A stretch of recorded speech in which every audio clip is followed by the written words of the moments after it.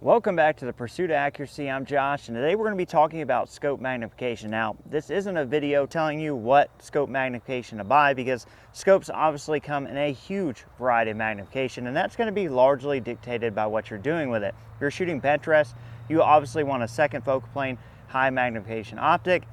PRS, NRL22, most guys are going to find themselves like 5 to 25, somewhere between 4 and 30 as a magnification sweep or a magnification range. But what I want to talk about is what magnification should you guys be using, or rather should I be using, because I'm going to talk about how I shoot. I'm going to show you a different gun setup. We're simply using this gun because we can put this trigger cam in it, and we can talk about some things that I've seen, some trends I've seen, and something that I'm changing as far as magnification is concerned with my shooting. So let's just take a few shots here through the trigger cam. Well, actually, we're going to set this up like we're going to find that 50-yard KOL. Now, normally, how I would shoot would be pretty low magnification because it gives me a wide field of view. Lets me get on targets pretty quickly. And I missed there. Missed again. This is not really zeroed ammo, so what can you expect? But this is typically how I shoot. Lower magnification, it's going to give you a wider field of view of targets out on the range. For me, it's helpful because I can find and engage targets. Now, where it's not helpful is seeing your hits and misses. Like, more magnification is better. And if you look at some of the best shooters that I know, probably some of the best shooters in the world, specifically for rimfire, guys like Chris Simmons, Clay Kennedy, those guys run more magnification, far more than I would run.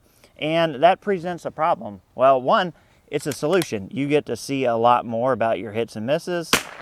So you can kind of see if you do miss where you do miss at and make a correction. You're going to have easier time hitting targets because you're going to get a more precise hold. Let's actually push this out to 100. But the problem is, if we were to get in this position with 22 power magnification, this is a 6 to 36, the image quality is going to be fine, everything's going to be fine. For me, someone like me, I'm going to have a hard time getting on targets. And there's a few ways around that. So here I'm just going to try, and if we were looking for this guy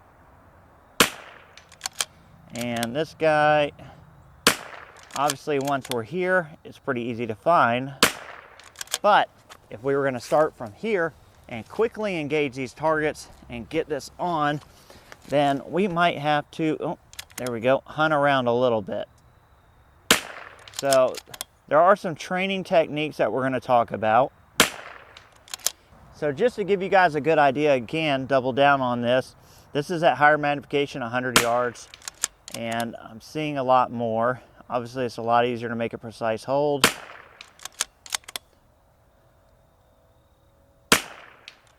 And if we back this down to where I would normally shoot, somewhere around here, you can see we have a much wider field of view. We can pick up on these targets a little bit quicker, but when it comes to shooting the targets, yes, we can hit them, but I don't have nearly as good an idea what went on at the actual plate there. So I know that I'm hitting it, but I can just kind of tell that I'm hitting it somewhere. But again, if we were to back in on magnification here, we're going to get a much more precise hold if we're holding 2/10 one way or the other. But I'm able to see where this is hitting a little bit easier, and I'm even seeing more trace. So let's get the other rifle and we'll talk about ways to go around this if you're currently shooting at lower magnification or you're getting lost in the sea of targets. There are some workarounds to this. One is totally free, the other is going to cost you a few bucks, and it's for you to decide which one may work better for you. Okay, so this is my 22 competition rifle. It's got the Zico on it, it's in the Vision chassis, it's a Voodoo, custom barreled by MCR. This has all the things. So this is going to be a great rifle to demonstrate this because I haven't really done a lot of this before, but it's what I'm moving to. So again, typically I would shoot on lower magnification so that I have a wider field of view so that I can pick up on targets a little bit easier. But I have noticed over the years that a lot of the really good guys, like I said, do shoot at higher magnification. And looking at the targets, I mean, it's pretty obvious why they would do that. But if you're in the same boat as I am, sometimes I get lost in target, so that is why I run less magnification. Well, free option number one is to start training, getting a cheek weld and bringing your head just straight up and using the top of your turret to identify targets. So lining up your rifle based on the top of your turret with the target on higher magnification, dropping down and in, and you will build a reference point. That's going to take quite a bit of training, but once you get the hang of it, it is totally doable for free, not going to cost you a dime. Literally just figure out what your head position needs to be on the rifle, line up your turret on the target, come back down, and you're going to do that and correct until you get it right. And then just like a pistol presentation, you are going to learn that, and that's going to be pretty effective almost all the time. Is it foolproof? No, but it's a really good way. Like just naturally pointing the rifle to the target and finding it in the scope is obviously the cheapest and easiest way to go about this. However, if you have a few dollars to spend, you can run something like I've been running these O-Sight, these S and SEs. This one in particular is actually brand new. So I'll leave a link down below for this because they always have like a huge sale when they launch these. And I'm not an affiliate for these guys at all, but this is a totally enclosed optic. I like to run the RMSC, like the shield footprints on here because it's small. You can see this isn't a huge bulky deal. It's got a green dot and it's really easy. Then it doesn't matter because out at distance, there's no real parallax. So I can simply put this green dot on the target, get behind the gun, and bam, it's in there. So I don't have to be in any sort of crazy position. I don't have to nail some sort of cheek weld or chin weld to get this.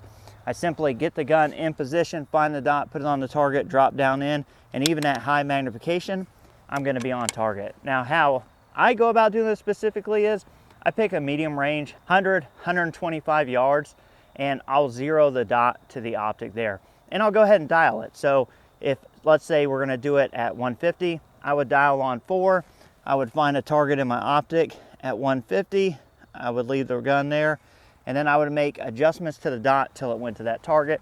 Bam, it's gonna be close enough for almost everything you shoot. Maybe at 30 yards, it's gonna be a little bit off, but it's still probably gonna be within the field of your scope, even at the higher magnification. So again, I've kind of waited to drop this because they were releasing this. I've been playing with it. I've had the red dot version of this. What they've re-released now is the green dot version. If you guys have seen those videos, I literally beat this with a ball peen hammer.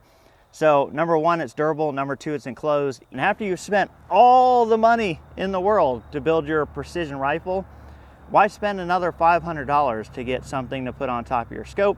These are usually like sub $200, enclosed, removable battery.